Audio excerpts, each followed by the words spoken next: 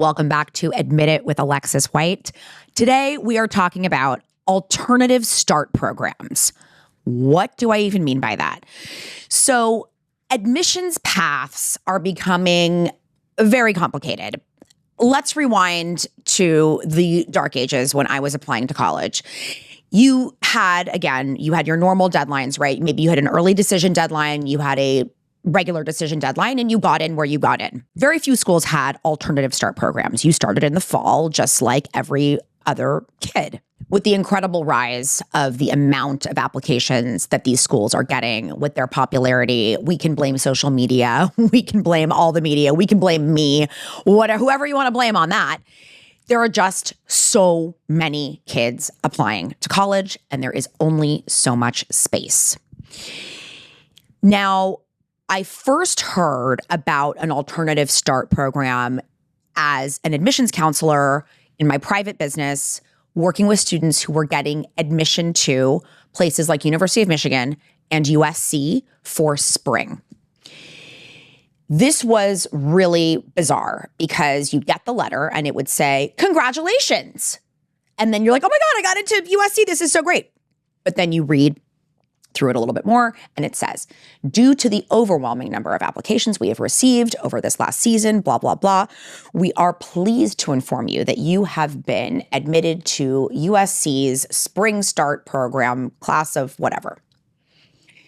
And most of the time, I would get a phone call from the parents or the kids. They're very upset. You know, what is this? Spring? She's not going to go in spring. Now, let me clarify. What does spring mean? In college land, spring is actually winter because your semester starts in January, generally, depending on how long your winter break is. So when we say spring, it's so bizarre because you're thinking, I'm not starting college in March or April. That's practically the end of the year because college ends in May. So it feels very, like that's not really spring. I don't know why they don't just say winter start, but they call it spring start because it is the spring semester. So in those days, parents would call and go, well, USC is her dream school. How do we get out of this? There's just no way. She's got to start in fall with everybody. Where does this fear come in? The fear comes in because we are very used to a traditional school year. We start school in August or September and we make our friends and we do the things. And of course, if we're starting at a new college, the idea is that you are maybe rushing a sorority, pledging a fraternity, you're getting used to campus life. You're there in those initial moments when everybody has arrived on campus in their sort of discomfort mode, and everybody has to get used to things together. What would it be like for you to start after everybody's had a semester ahead of you? Are you going to show up on campus like the newbie with no friends and everybody has their groups already and everybody's maybe already in a fraternity or a sorority and you're just totally lost? So there was a lot of fear growing as a result of that. How is my kid actually going to get used to college if they start in spring? At that time, I would talk the client off the ledge by saying, look, presumably the school has some sort of great program to help the students get acclimated. There's going to be, it's not just your kid who is starting in spring, it's a whole group of kids. So they're going to have a crew that is doing this together. Still, they would be super insecure about it. So then we would go along with this appeal that, oh, well, we want to appeal it. I want to start in fall. So I would go along with the appeal process. We'd write them a letter. But I would say to the client, listen, when colleges make choices like this, it's intentional. This isn't some willy-nilly decision. They're doing this because either, A, they feel that your student is not quite yet ready. I want to talk about that for a second. 9 times out of 10, they're right. Your student is not quite ready to start in fall. They kind of got the vibe from the application or from the recommendations or whatever it was that you are maybe a little immature, academically, emotionally, whatever it is, and could use 4 or so months to cook. It's important for families to think about whether or not their kid is actually ready. because that semester can be really hard as a freshman. It's very hard to get used to campus life. And I always say, like, teenagers are like toddlers. They age and mature so drastically within a month, within 2 months, within 3 months. I have one that lives in my house. I see it when I look back at pictures of him even 3 months ago. It's shocking how much he matures. And not much is different with a 17-year-old or an 18-year-old or a 19-year-old. Okay, so that aside, they saw something that spoke to possibly a lack of immaturity, academically or emotionally. Second option, they love you. They literally don't have room for you. Okay, now you were not in the first draft pick round or whatever you want to say. They want you there. But for whatever reason, now this could be due to financial aspects at the school. It could be liability insurance. It could be, how many kids they can actually have on campus at a time. Who knows? Either way, what do we know about college? College is a big moneymaker. And if they want you on campus, they're going to find out a way to get you there, whether it is fall semester, whether it is spring semester, or whether it is the following year, because that's an offer that happens as well. So the few students that I had who did spring starts, particularly at USC, they appealed. The appeal was not accepted, or the appeal was rejected, and they had to start in spring. And they really wanted to go to USC, so that was just going to be the plan. One ended up going to work. I think she actually worked for me for a little while. And she's getting a couple jobs and maybe taking a class at community college to get a couple of her requirements out of the way. And then the other one did a program in Europe through John Cabot University, which is in Rome. So for those of you who are familiar with the Tulane Spring Scholars Program, that is the school that they use in Rome for the kids that are going to be starting in the spring. And it was a funky time. It was kind of COVID-y. It was sort of I can't remember exactly how it worked. Her living situation wasn't great. But at the end of the day, and I actually spoke with her today because she works with me now, fast forward, coming full circle. She said, you're going to talk about alternative start programs. I really valued my alternative start for USC. I was really bummed about it at first, but it's funny how things work out because of course, none of us knew COVID was going to happen. And COVID, I think we were on lockdown her freshman year of college. So she made it through freshman year until March. And then that, everything fell apart. But she said, I wouldn't have gone abroad otherwise because of COVID. Nobody was going abroad. If I hadn't done that fall semester in Rome, I would never have been able to do it.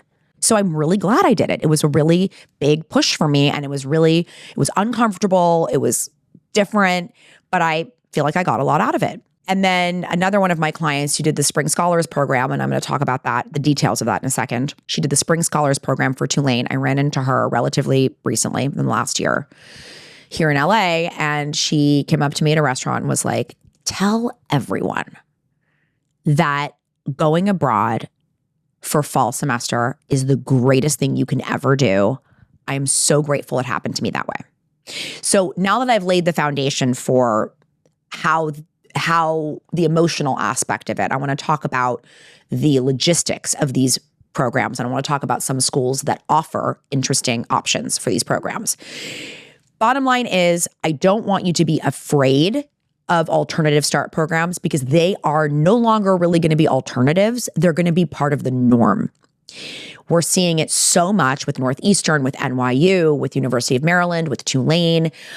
We've seen it in the past with USC, University of Miami. There are a host of other colleges that do this type of thing. I'm going to be speaking about the schools that I'm familiar with because I have students who have done those programs. The first one I want to talk about is Tulane Spring Scholars because that one is really one of the most famous and one of the most established. So like I mentioned, I had the one student who went to Europe, John Cabot University. She went to Rome. I believe they also have a program in London. It seems, though, that the Rome program is the really popular one. You have a pretty dynamic cohort of kids that does this. It's a crew. I've mentioned the crew before. I keep saying crew. You have a connected group of people that are going through these steps together. Misery loves company, right? You're in a group of people that is moving through this level of uncertainty, doing this alternative program, not quite sure how it's going to be when they get to Tulane, but you are all together. What could be better than going to Europe, basically with a bunch of 18-year-olds and having the time of your life, going to class?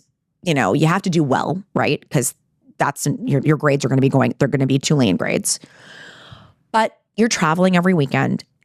It's an incredible break from the heat of high school and the pressure and the pace and the constant demands of means to an end. We're doing this so we can get into college, so we can make the team, so we can.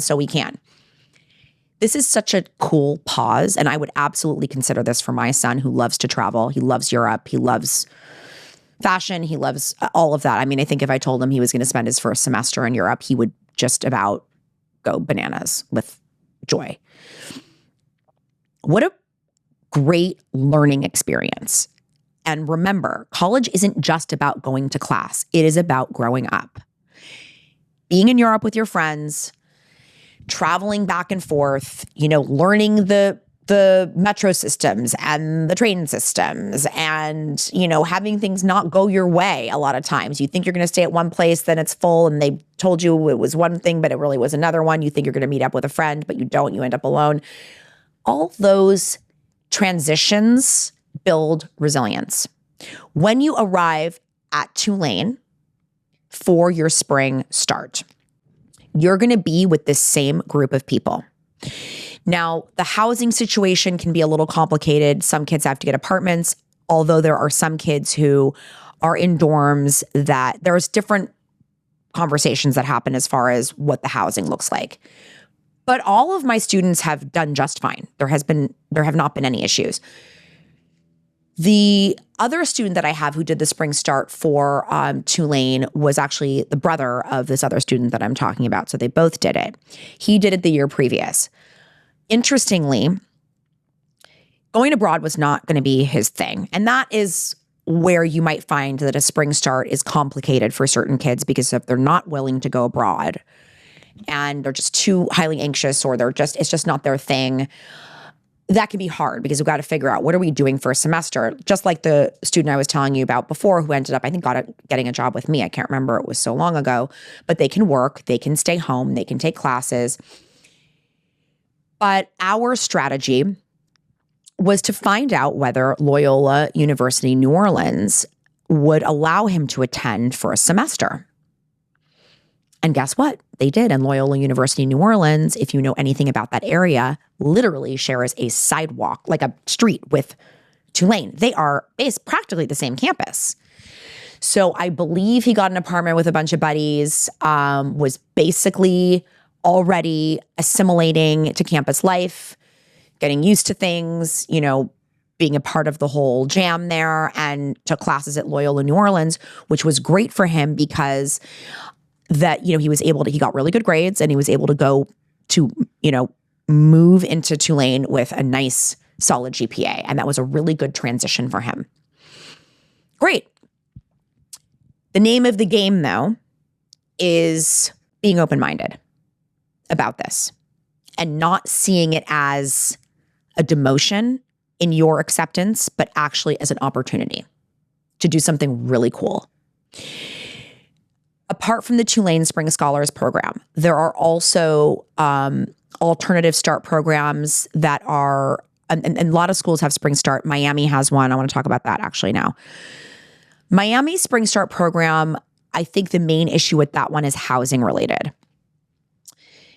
Especially now I think people do go abroad for that program, but a lot of the people that I know actually ended up moving to Coral Gables, which, by the way, is where University of Miami is. It's not in Miami proper. It's about 30 minutes away from South Beach. They go to Coral Gables. They got an apartment, and they ended up taking classes at the community college in Coral Gables.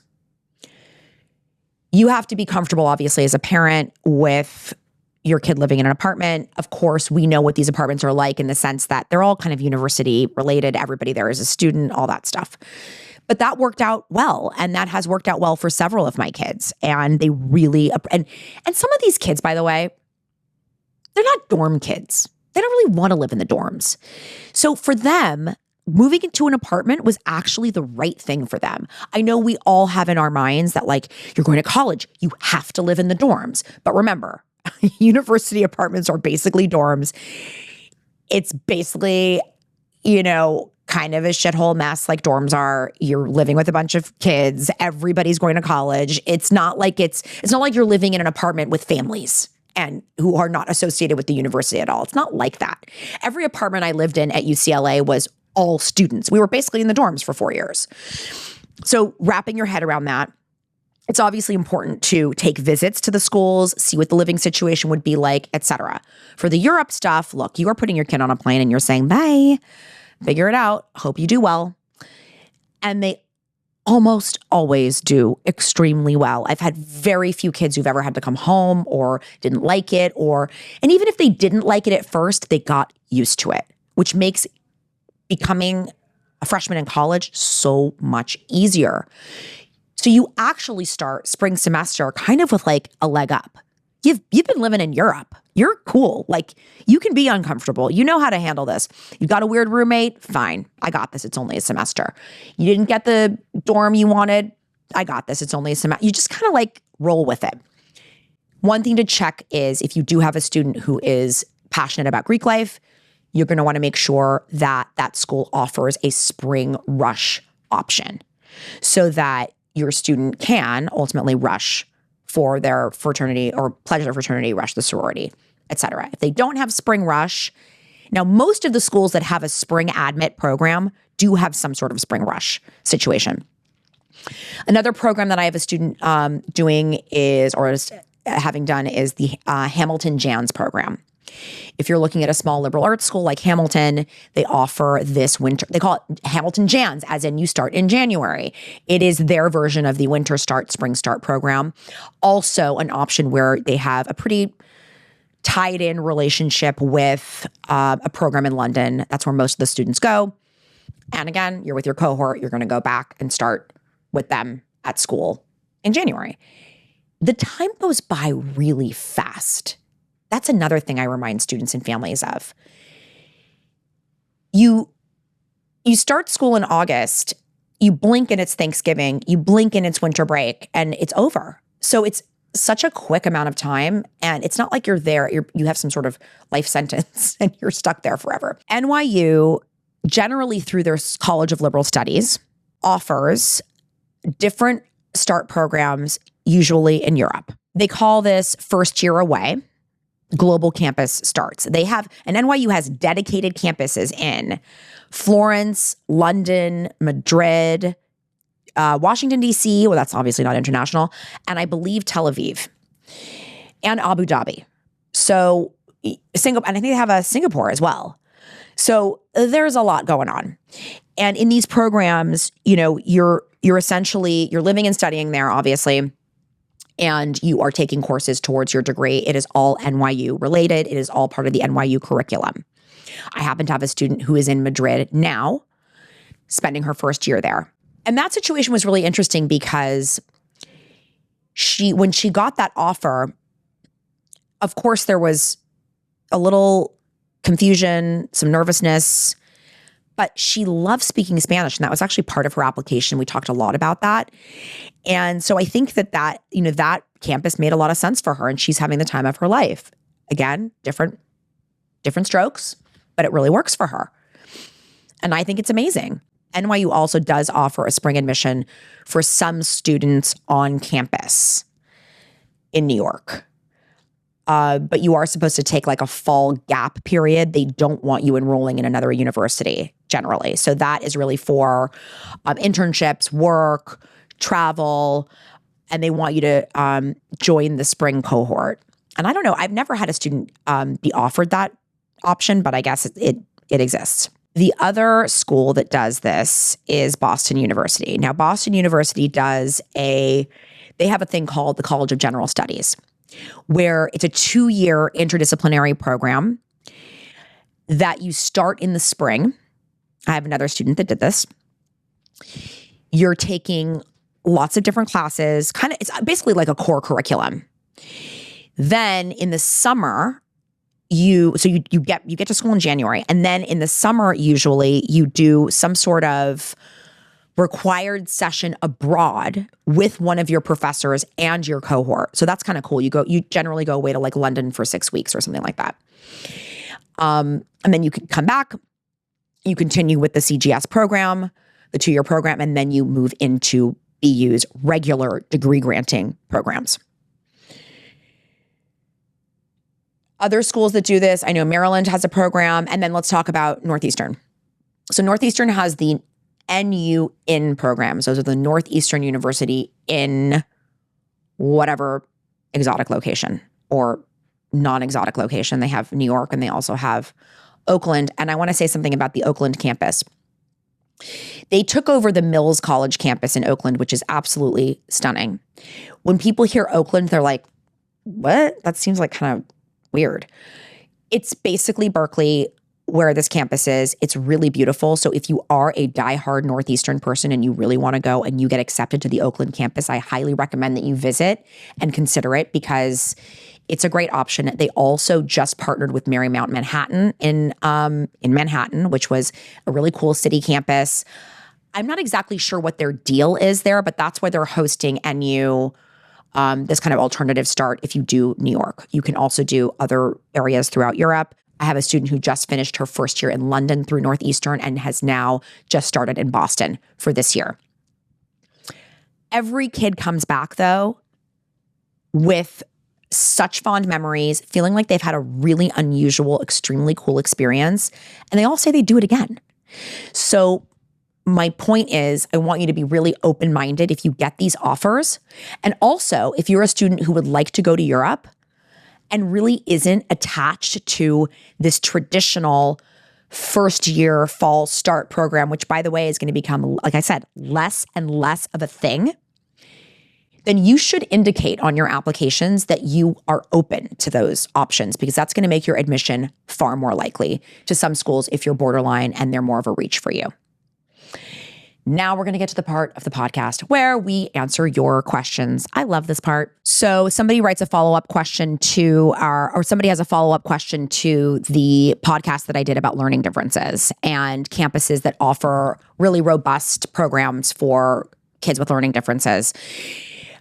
She's asking, what other small to mid-sized colleges have support for ADHD/executive functioning that Warren mentioned on that episode? I believe, so in the episode I talked about Arizona and Denver. Elon has a great program. Marist has a great program. So Elon is in North Carolina, very close to Wake Forest. Marist is in Poughkeepsie in New York, pretty close to New York City, a train ride away. I love their program. You know, even a college like Chapman does some pretty good executive functioning support. They don't really have a dedicated program, but they do. And these are all schools that are in that 7,000 undergraduate range. I don't know how big Marist is now. I think it might be a little bit bigger now. American's also a really good one. And I'm going to give a shout out to Bowling Green State University because they also have a really good program, the FLY program. And that's a mid-size school. It's extremely affordable for out-of-state students, and it's a wonderful community. Another one to consider if you're looking at larger schools is University of Connecticut. They have a really dynamic program. And Syracuse also has a lot of learning support. So I hope that helps you as you think about those options. And I have a question about the dialogue portfolio and what it is. And if it's something that is going to be showing up in more schools, more admissions processes. Okay, so the dialogue portfolio, what are we talking about here? The dialogue portfolio is an option for students to engage essentially in live dialogue about, current events, heady, big subjects like climate change, things like that. You get into, I guess, kind of like debate conversations on Zoom. It's sort of like almost like an interview in a way, but or there's discussion engagement. And I guess this gets uploaded into like a portfolio format. I don't know exactly how it works, but a lot of Ivies are doing it.